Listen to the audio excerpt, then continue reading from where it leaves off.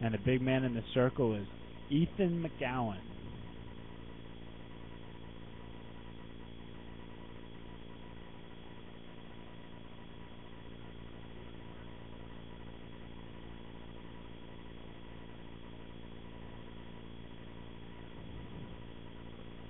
They set up the Trinity batting order for us, but it's backwards.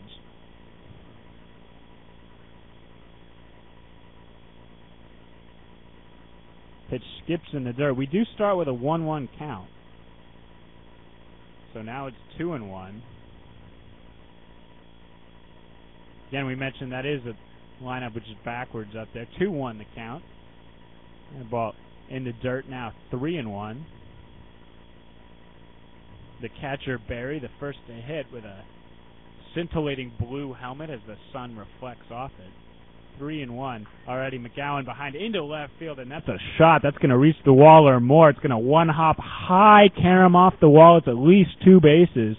The throw-in from left is offline on the cutoff, but it's a stand-up double to start off this game. And what a hit for Berry to open things up, Kev. Yeah. Nice, very compact swing. Going to left field, get a nice double to start things off.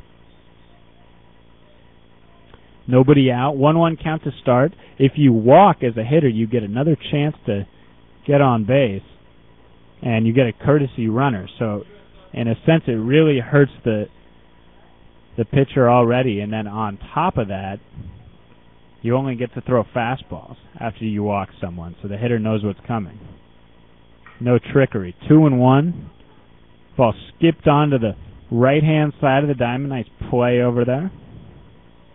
Good play all around. Get the runner, move over to third base, hitting it to the right side of the infield. I'm sure he wanted to get a base hit, trying to impress the coaches, but moves the runner over. It's a productive out. Yeah, playing small ball is almost not really something to even think about at all. No one's going to bunt today, I don't think, unless you see a pitcher who's primarily a pitcher have to hit.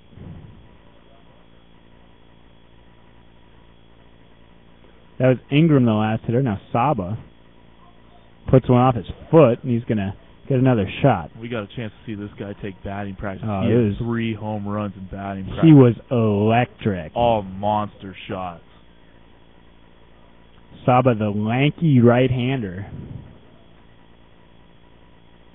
He's got a couple of balls, couple of strikes, 1 down, runner on third. That was the leadoff hitter, Berry.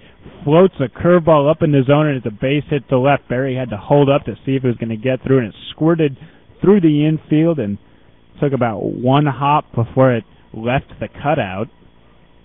Nice hit. Nice turn by the second baseman there, and they get out of the inning.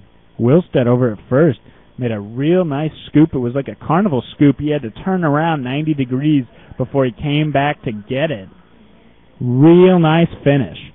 And we're through 1 complete after the double play. It was a bang-bang play at first. And the umpire awarded the out, I think, as much for the nice scoop as for the fact that he actually got him. Yeah, it looked like that was a close play. It looked like it could have gone either way. And when you make that kind of defensive play at a camp, you got to award it. Absolutely.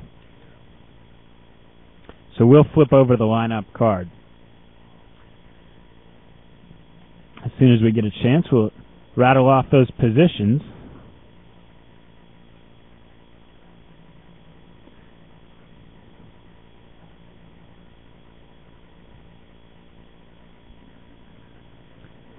Nathan O'Leary on the hill. He toes the slab as a tall left-hander. Little curveball. Missed just a little bit low, I believe. 2-1.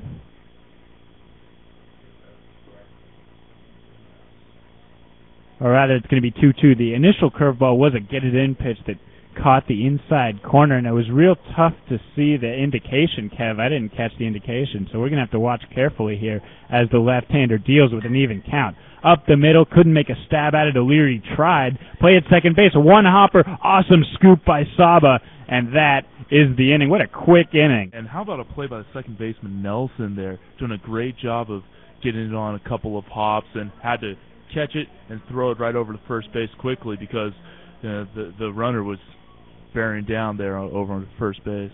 That's 4-3 the hard way. and we're through one complete inning. We'll play 7 here, and then for every game following this, it'll be time limit based.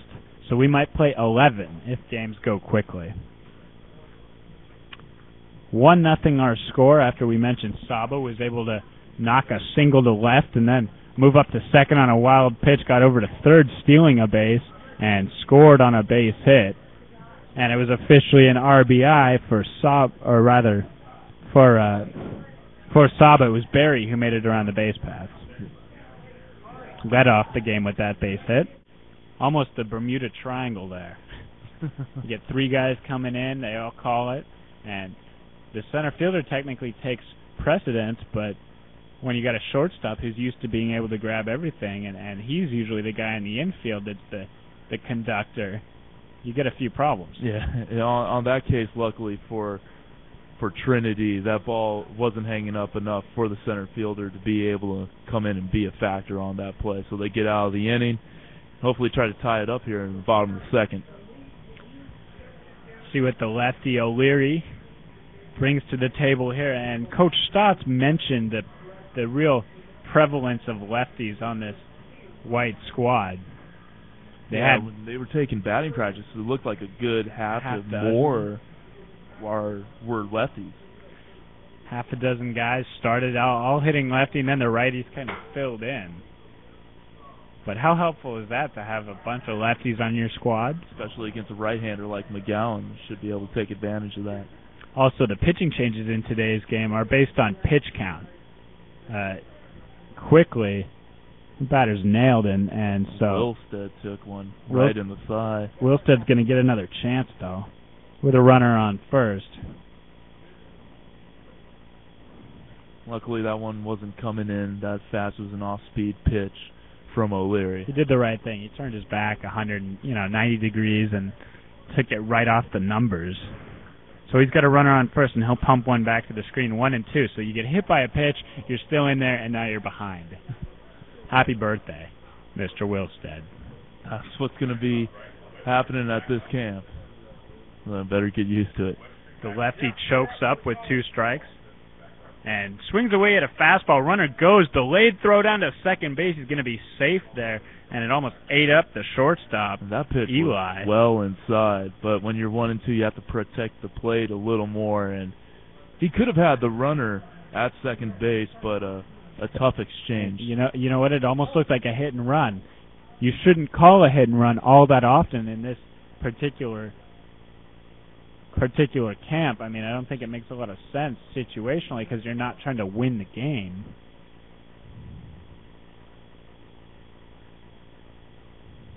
Yeah, this camp is all about showing what you can do as an individual. Yeah. It's Hosepian. A swing and a miss upstairs, 2-2 the count. And you know what? That was a changeup that never came down, and that's a dangerous pitch if you put it even 6 inches lower. But have some confidence. O'Leary, the lefty out of the stretch, is in control early. This time he goes fastball for the velocity change into right field. Real short defense out there, and it's made for a quick fly out and a gun in. Nobody's going anywhere from second base. Yeah, that ball not hit quite far enough in order to advance the runner over to third.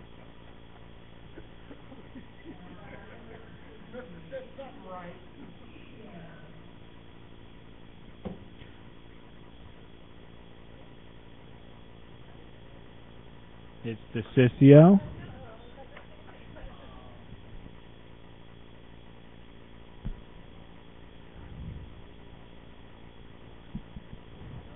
Not a real tall guy, but he's close to the plate in the left-handed batter's box, and he's got that unfavorable matchup of a lefty dealing to him. And O'Leary, it seems when he faces lefties, is cognizant of that so much so that he almost drops down to 3/4. Yeah, and he pitches all the lefties he's faced so far well inside, and he's gotten good results so far. From the stretch, he looks very calm, something that a lot of high school pitchers don't possess, that ability to stay calm when you got a runner at second base, particularly because it's such a hard 180-degree spin move to that base.